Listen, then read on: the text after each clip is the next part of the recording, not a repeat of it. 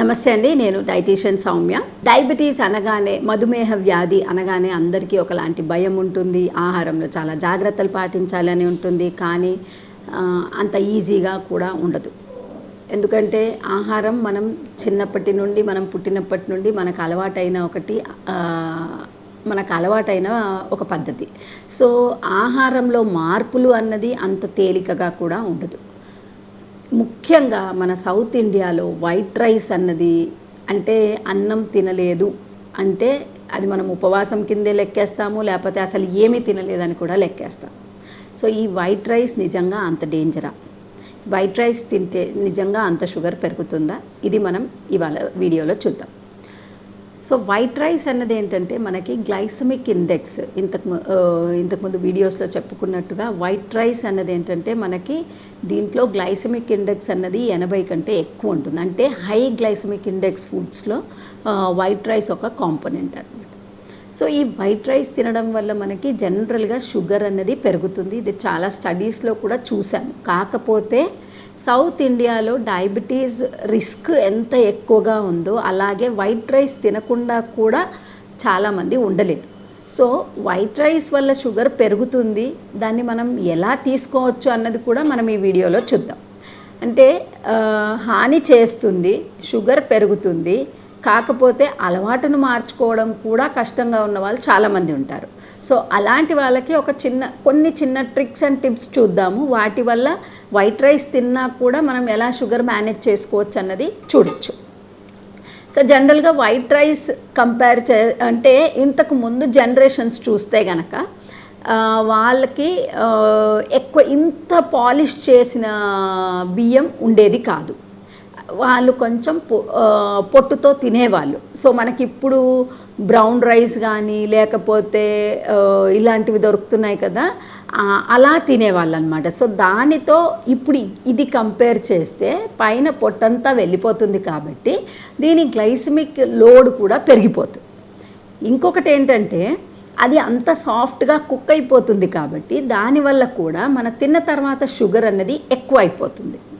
So ఈ తిన్న తర్వాత షుగర్ ఎప్పుడైతే ఎక్కువైతుందో, డయాబెటీస్ వల్ల వచ్చే కాంప్లికేషన్ రిస్క్ కూడా అంతే పెరిగిపోతుంది. సో మనం తినే ఆహారంలో మితంగా తినడం ఎంత ముఖ్యమో, అందులో ఆ మిత ఆహారంలో కూడా ఎలాంటి పదార్థాలు తింటున్నాము, ఏ కాంబినేషన్లో తింటున్నాం అన్నది కూడా ఇంపార్టెంట్.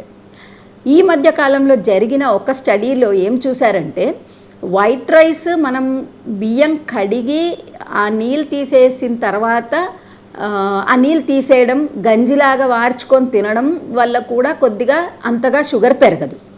రెండోది, రాత్రి వండింది ఫ్రిడ్జ్లో పెట్టేసి నెక్స్ట్ డే తినడం వల్ల కూడా రెసిస్టెన్స్ స్టార్చ్ అన్నది ఇంప్రూవ్ అయ్యి దానివల్ల కూడా మనకి షుగర్ అన్నది అంతగా పెరగదు. కాకపోతే ఈ రెండిట్లో మీరు గమనించాల్సింది ఏంటంటే, క్వాలిటీ ఇంప్రూవ్ అవుతోంది, కానీ క్వాంటిటీ కూడా ముఖ్యమే. అండ్ ఈ వైట్ రైస్ మనం దేంతో తింటున్నాం?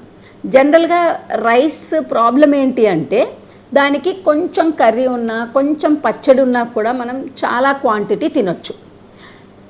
ఒక రోజుకి 100-150 గ్రాముల కంటే తక్కువ తింటే గనక అంతగా హాని చేసే ఛాన్సెస్ ఉండవు.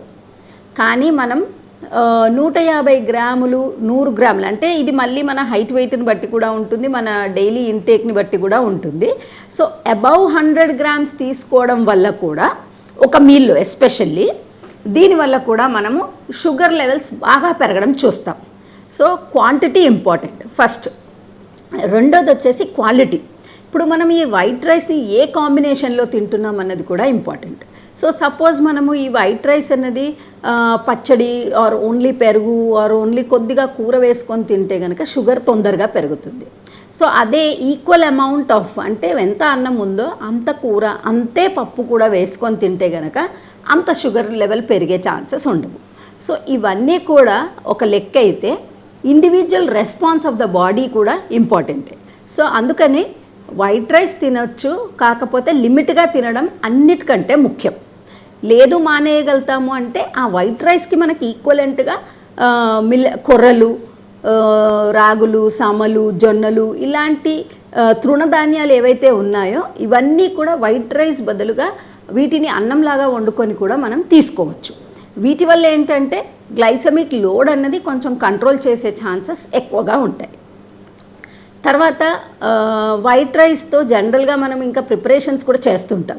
సో అలా ప్రిపరేషన్స్ చేసినప్పుడు కూడా కాంబినేషన్ ఏదైతే చేస్తామో అలా తీసుకోవడం వల్ల కూడా మనకి షుగర్ లెవెల్స్ని కంట్రోల్ చేసే ఛాన్సెస్ ఎక్కువగా ఉంటాయి. ప్లస్ ఈ వైట్ రైస్ ఏదైతే ఉందో వీటిని మనం ఎంత లిమిటేషన్గా వాడుకుంటే మన ఆరోగ్యానికి అంత మంచిది. సో దట్ షుగర్ కంట్రోల్ అన్నది కూడా మన చేతుల్లో ఉంటుంది.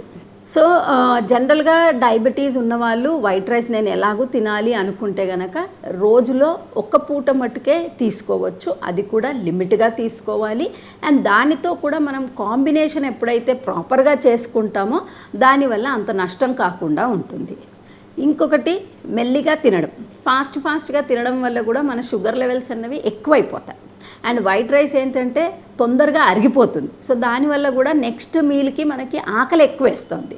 సో మనం ఎప్పుడైతే సరైన కాంబినేషన్లో తీసుకుంటామో అప్పుడు ఈ ఆకలి అన్నది కంట్రోల్ అవుతుంది. ఆ కంట్రోల్ అయినప్పుడు మనకి తిన్న తర్వాత షుగర్ కూడా మన కంట్రోల్లో ఉంటుంది.